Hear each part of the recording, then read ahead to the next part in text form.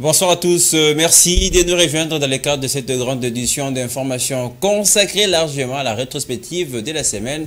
Madame, Messieurs, bienvenue et merci de nous choisir. Alors on va commencer par l'actualité de la semaine avec cette brève. La première ministre Judith Toulouka a échangé avec la ministre belge des Affaires étrangères, Adja Laïbib, je citais, le mercredi 10 avril, la chef de la diplomatie belge est venue d'abord féliciter la première ministre après sa nomination. Ensuite, les deux personnalités, on rappelle, ont discuté longuement sur les défis auxquels s'attend l'équipe de Judith Toulouka. Abid a exprimé par ailleurs la solidarité du gouvernement belge au futur gouvernement de la RDC et de faire face évidemment aux attentes et surtout à quelques défis. On va continuer à vous parler de cette visite. On rappelle, avant de rencontrer la première ministre Adja Laïbib a évidemment eu un tête-à-tête avec le président de l'Assemblée nationale, avec lesquels ils ont longuement discuté, mais cette chef de la diplomatie belge est venue tout de même voilà, présenter des félicitations au speaker de la Chambre basse du Parlement et manifester son inquiétude évidemment de son pays face à la levée du moratoire sur la peine de mort en République démocratique du Congo. On va l'écouter.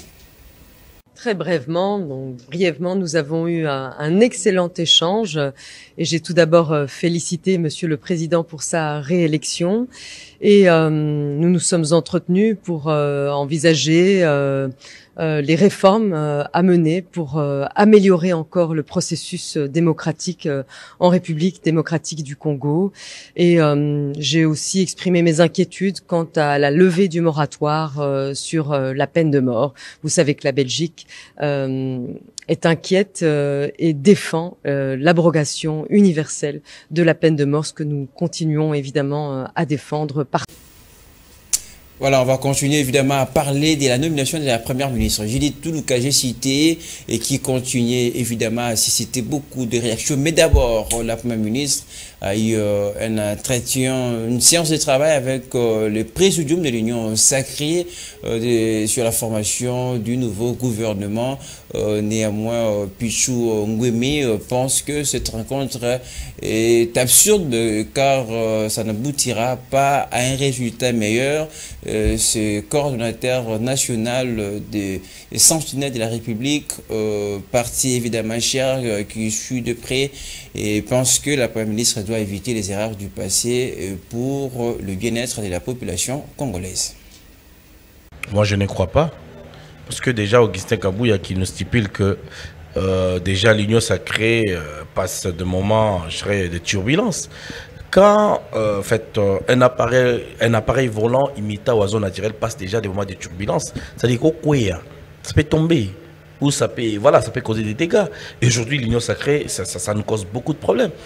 Je dirais, Madame la Première ministre qui a reçu Vital Kamerhe, dossier 100 jours. Dites-nous, qu'est-ce que Kamerhe peut tirer des Congolais? Ils attendent quoi des Kamerhe? Mbosso, en fait, la personne à qui la République démocratique du Congo a tout donné, depuis là, il ne peut qu'à la retraite. On n'a pas besoin de se vieux, il est fatigué.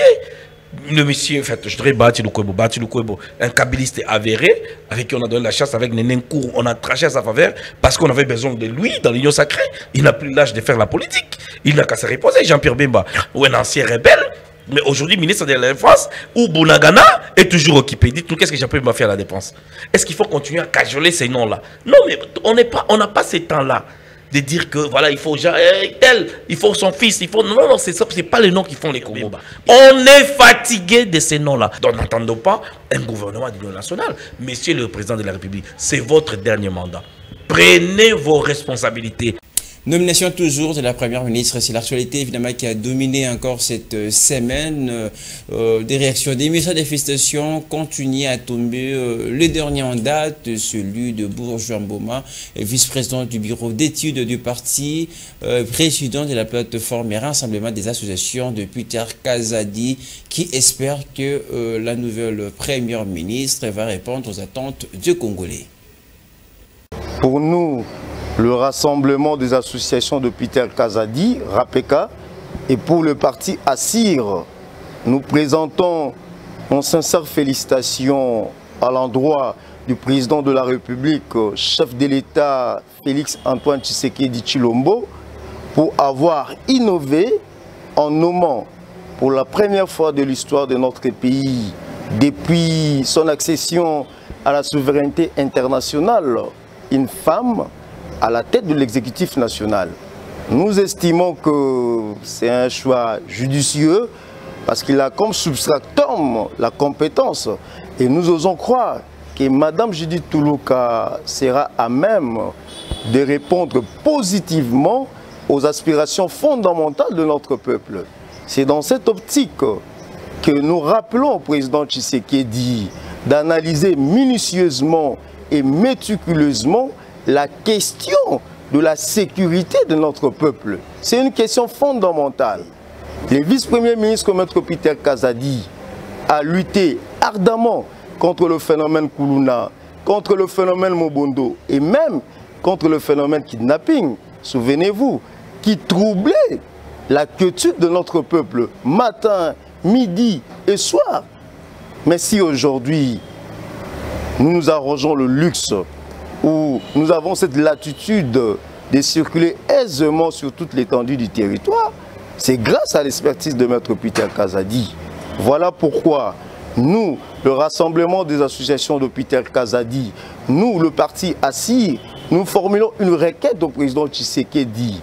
Comme il a tenu compte de la compétence, il en a illustré pour le cas du Premier ministre, nous demandons au président Tshisekedi de prendre en compte les compétences de Maître Peter Kazadi lors de la formation du nouveau gouvernement pour assurer sa reconduction. Et puis quant à l'insécurité, Bourja Mbouma appelle le Congolais à rester confiant car la paix sera rétablie dans la partie est du pays avec l'implication du président de la République. On va l'écouter au micro de Guélor Mouya. Rwanda doit éviter d'évoluer dans une perspective d'une grenouille qui veut se faire aussi grosse que le lion ou que le bœuf. Non. Si le Rwanda manque d'espace de vie, si le Rwanda manque d'espace d'exploitation minière, ça c'est pas notre problème. Mais nous devons noter que le président Tshisekedi ne va pas passer une minute de nuit de sommeil tant que la paix ne sera pas restaurée dans sa partie est. Déjà, il y a des voies de tractation qui sont en gestation sous la médiation du président Lorenzo de l'Angola, qui a été désigné bien entendu par l'Union africaine comme facilitateur. Et nous attendons la conclusion de ces dialogues et nous sommes sûrs et certains que la RDC sera partie gagnante. Mais dans l'entretemps, le président Tshisekedi est attendu déjà en France pour le 28 avril. Vous savez, c'est sa première sortie officielle depuis sa prise de fonction. Et à l'issue de ces échanges, il y a quand même certaines questions qui seront sur table auxquelles le président Tshisekedi a besoin des éclaircissements pour, en fin de compte, rétablir la paix dans sa partie est du pays. Parce que la France, vous connaissez la position qu'occupe la France au niveau du Conseil de sécurité, et la RDC est le deuxième pays francophone au monde après la France. Mais nous ne comprenons pas, le président Tshisekedi ne comprend pas comment le Rwanda, qui est un pays en guerre, peut bénéficier d'une donation de la communauté européenne en termes de millions de dollars. Ça, nous disons non. Mais nous restons affirmatifs que dans le tout prochain jour, la paix sera restaurée dans la partie est du pays. Voilà tout ce qu'on peut vous dire pour l'heure concernant évidemment la nomination de la Première ministre et quelques entretiens qu'elle a pu accorder cette semaine. Pendant ce temps, on va aborder autre chose dans l'actualité. La Synergie pour le Congo a organisé une marche de santé le week-end dernier pour clôturer les mois de la femme. Elle a voulu faire voir à la force du monde que les femmes étaient capables d'exercer toute activité comme peuvent le faire les hommes. Images, commentaires. Teresa Thibault, Alain Goma. Les femmes de la Synergie pour le Congo et celles de l'ASBEL 1+, ont fait une marche de santé le week-end dernier pour clôturer en beauté le mois de la femme. La marche est partie de l'avenue Saïdi au quartier Matongé dans la commune de Kalamou en passant par le boulevard Triomphal pour chuter au Palais du Peuple. Faire voir à la face du monde que la femme est un être semblable à l'homme reste l'objectif principal de cette activité.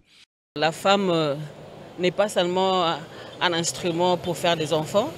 La femme n'est pas seulement une aide à la maison. La femme aussi peut faire ce qu'un homme peut faire dans la société. Preuve en est qu'aujourd'hui, nous avons pour la première fois en RDC une dame première ministre. Donc la femme peut faire tout ce qu'un homme peut faire. Voilà pourquoi nous, les moments de la synergie et de 1+, nous allons vouloir marcher. Nous allons vouloir conscientiser à travers notre marche. Il s'y est de signaler que la synergie pour le Congo met l'homme au centre de tout sans faire allusion du genre et accompagne la vision du chef de l'État, Félix Antoine Tshisekedi Tshilombo, les champions de la masculinité positive. Vous continuez à nous regarder sur notre chaîne YouTube, tapez Fondation Maloa Télévision, et merci encore de continuer à nous suivre dans les cadres de cette édition consacrée à la rétrospective de la semaine. Signature ce vendredi 12 avril d'un accord de partenariat entre la CNDH et l'international UFI Alliance for Family Planning et la convention ISE les droits à la santé sexuelle et reproductive des jeunes et adolescents. La dite cérémonie a eu lieu au siège de la CDH entre le président de cette institution d'appui à la démocratie, Paul Sapou, j'ai cité, et la direction exécutive de l'IAGEP, voilà, amenée par ce responsable Fika Lumbe pour les reportages. Cet accord signé dans le cadre de la sous-commission permanente des droits de la femme et de l'enfant de la CNDH-RDC s'attarde sur les droits à la santé sexuelle et reproductive de jeunes et adolescents. À en croire le directeur exécutif de l'IAFP-RDC, cet accord aidera ces deux structures à se serrer les mains pour garantir l'égalité, la justice et la dignité pour tous. Brady Bilala a par ailleurs énuméré quelques actions majeures qui vont être menées dans le cadre de cette collaboration entre la CNDH-RDC et l'IAFP-RDC. Nous sommes obligés de travailler de concert avec la Commission pour pouvoir promouvoir le droit de toute personne de manière générale et des adolescents de manière vraiment spécifique, mais aussi apporter cette touche-là sur les questions de droits sexuels et reproductifs pour que cela puisse être pris en compte au niveau de la Commission et afin que ce jeune-là qui se retrouve être victime de plusieurs faits et phénomènes qui entravent la promotion de leurs droits puisse enfin jouir pleinement de leurs droits de manière équitable et sans discrimination. De son côté, le président de la CNDH, Paul Sapou Moukoulou, a circonscrit la thématique principale de cet accord entre ces deux institutions, tout en déplorant les violations des droits de la santé sexuelle et reproductive dont sont victimes les adolescents. Manifestation grandiose parce qu'il consacre un pas dans la concrétisation d'un droit à la santé reproductive et autres, tant pour le jeune, parce que ce droit appartient aux nouvelles générations de droits de l'homme, qui sont souvent oubliées, mais qui sont d'une importance capitale, puisque ce droit à la santé, c'est un droit transversal qui concerne le droit à la santé en général, qui concerne le jeune, les femmes, le jeune gens. Et nous, à la CNDH, nous avons les 5 sous-commissions permanentes qui se retrouvent de façon pragmatique à réaliser ce droit. Cet accord de partenariat signé par ces deux institutions fait partie du projet SHARP conduit par les réseaux des institutions nationales africaines des droits de l'homme. Ce document a été signé par le président de la CNDH, Paul Sapou Moukoulou, et le directeur exécutif de l'IAFP-RDC, Brady Bilala, assisté par les commissaires nationaux dont Maître Dido Bibumbu, le rapporteur de la CNDH, la coordonnatrice de la sous-commission permanente des droits de la femme et de l'enfant, Maître Gisèle Kapinga, sans oublier les cadres et agents de la CNDH, y compris les membres de l'IAFP-RDC. À l'occasion de la journée mondiale des enfants de la rue célébrée chaque 12 avril, le coordinateur du MICED, Albert Bilamba, lance un message aux autorités de tout mettre en place afin de récupérer ces enfants de la rue et pour assurer évidemment leur prise en charge. On va l'écouter au micro d'Alain Gouma. Je suis inspiré par ce que je venais de dire avec la narration, c'est parce que je me trouve aussi dans vos installations et il fera le moment qui m'appartient, nul n'a le droit d'être sur le terrain seul. Et je pense que nous, je vous dis, nul aussi n'a le droit de priver les enfants de la vie d'être élevés. Ils ont envie d'être élevés. Et ils ne sont pas les enfants de la rue. La rue, ils n'entendent pas les enfants. Ce sont des enfants de notre société. Nous devons se les aider, il faut qu'ils deviennent pour qu'ils soient élevés, pour qu'ils retrouvent aussi une vie normale.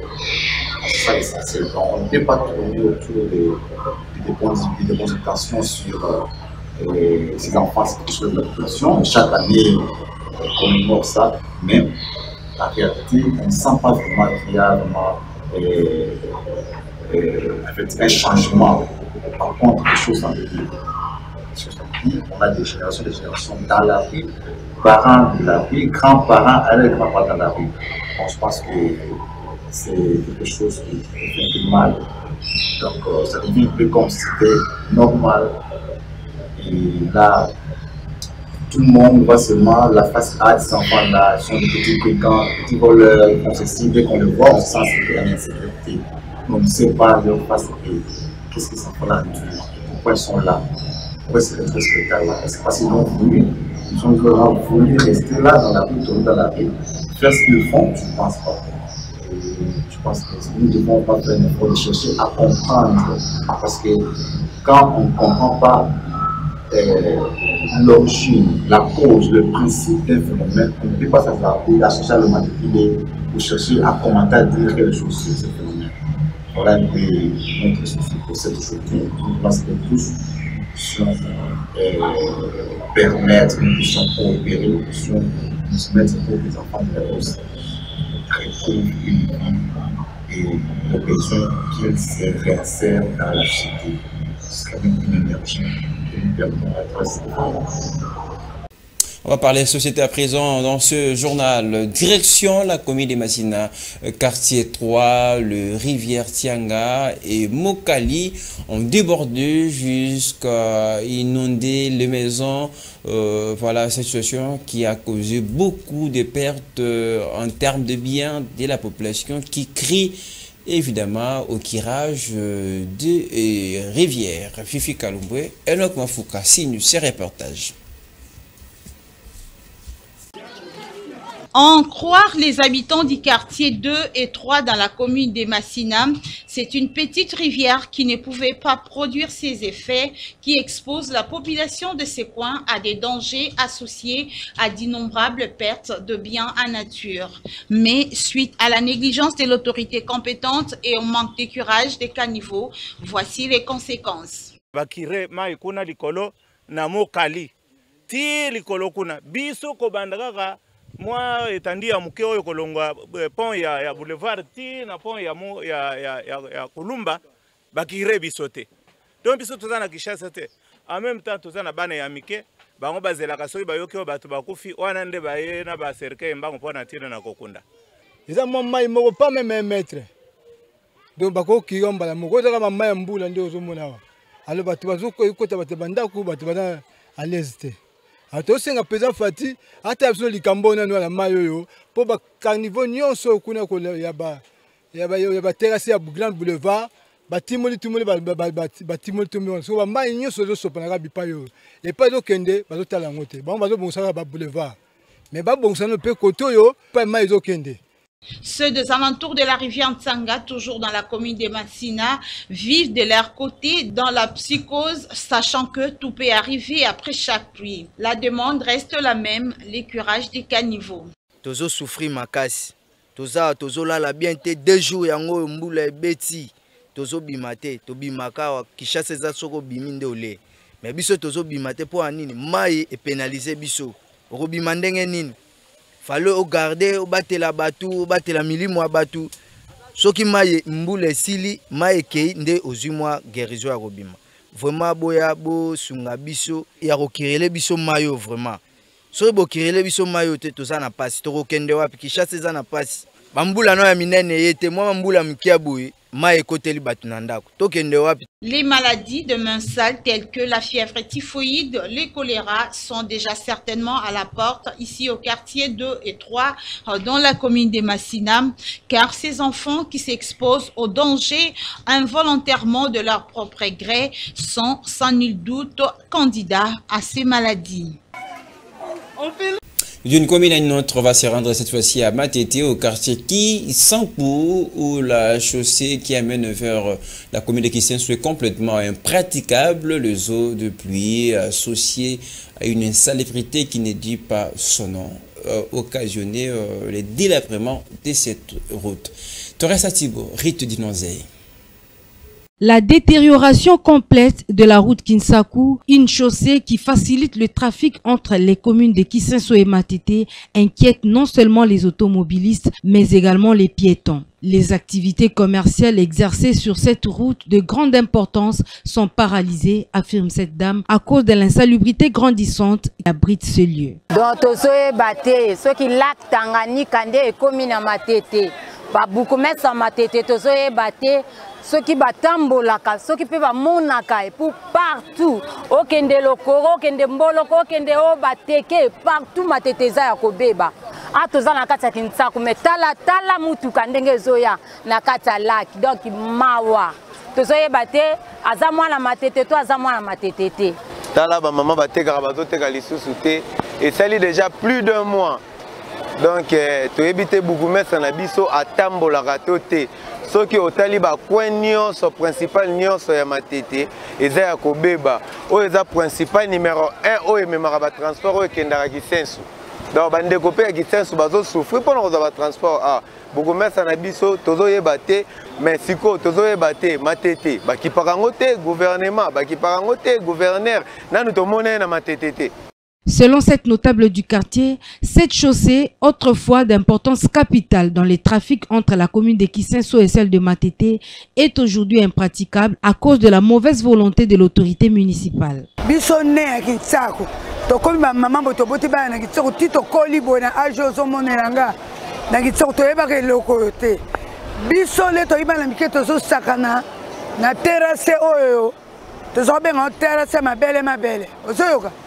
So na koti na itsaku na terrasse na kilo bimatina na commune na Matete.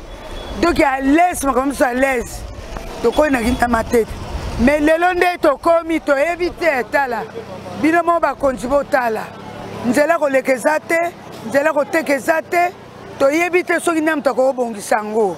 L'autorité urbaine est également interpellée à trouver des voies et moyens susceptibles de réhabiliter cette route car la population en a marre, d'autant plus qu'elle est exposée à des insectes vecteurs des maladies.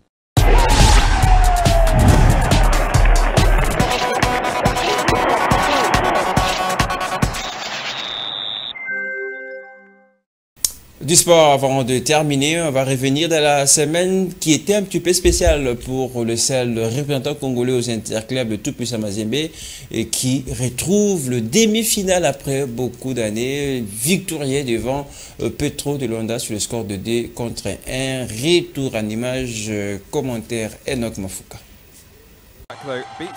C'était un match à couper le souffle qui a gardé son suspense jusqu'aux ultimes minutes de jeu. Le tout-puissant Mazembe signe son retour en force en Ligue des Champions en arrachant une place en demi-finale juste après sa victoire au score de 2-1 sur la pelouse du Petro de Luanda.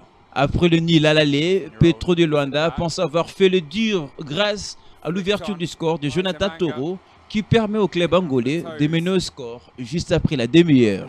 Alors que les matchs se dirigeaient vers une victoire de haute, Philippe Kindumba, par une tête tranchante, remet les deux équipes en égalité. Avec ce score, les Angolais sont éliminés et c'est une réalité qu'ils en aient bien conscience car ils vont accélérer pour chercher le but de la qualification. Pendant ce temps, Joël Béa va briser leur cœur en inscrivant le but du chaos 2-1 pour le tout-puissant Mazembe. Avec ce succès, le Louchoua, ses représentants congolais sont en demi-finale, un scénario bien au contraire redoutable au départ. Rappelons que Mazembe affrontera en demi-finale les clubs égyptiens des nationales Al Hilal. En parlant de Mazembe, sachez que Mazembe sera opposé avec club demain à partir de 15h de Kinshasa dans le premier classico de la saison. Rappelle Mazembe qui reste en tête, suivi des deux clubs, peut-être un match qui jouera forcément les titres. Voilà tout ce qu'on peut vous dire de l'essentiel qu'on a résumé, récolté la semaine pour vous. Merci madame, messieurs de nous avoir suivis. L'actualité reste en continu sur notre chaîne YouTube. Merci de votre fidélité. À très bientôt.